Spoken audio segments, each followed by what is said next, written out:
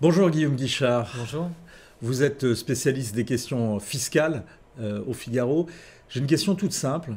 Est-ce que les impôts vont baisser en 2018? Alors oui, les impôts vont un petit peu baisser en 2018.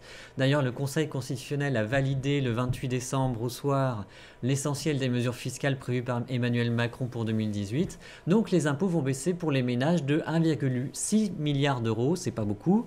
Ils baisseront un peu plus en 2019 de 5,5 milliards d'euros. Ça, ce sont les chiffres du gouvernement. Où est-ce qu'ils vont baisser le plus? Où est-ce qu'ils vont exactement baisser? Alors, la grosse mesure fiscale, celle qui coûte le plus cher, c'est la baisse de 30% de la taxe d'habitation pour 80% des Français, des ménages français. 8 ménages sur 10 vont profiter de cette mesure. C'est aussi la réforme de la fiscalité du capital. Clairement, c'est La suppression de l'impôt sur la de fortune. voilà, de l'impôt sur la fortune et son remplacement par l'impôt sur la seule fortune immobilière, c'est-à-dire qu'on paiera de l'impôt sur la fortune seulement quand on a des maisons, mais pas si on a des actions.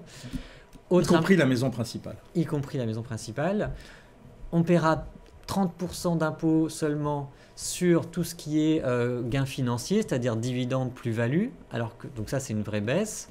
Autre mesure fiscale, c'est la baisse des cotisations salariales. Les cotisations salariales des salariés va baisser. Donc, les salaires vont mécaniquement augmenter. Les salaires nets vont mécaniquement augmenter. Tout le monde va être content. L'employeur parce qu'il n'aura pas à payer du salaire en plus. Et l'employé parce que son revenu net va augmenter.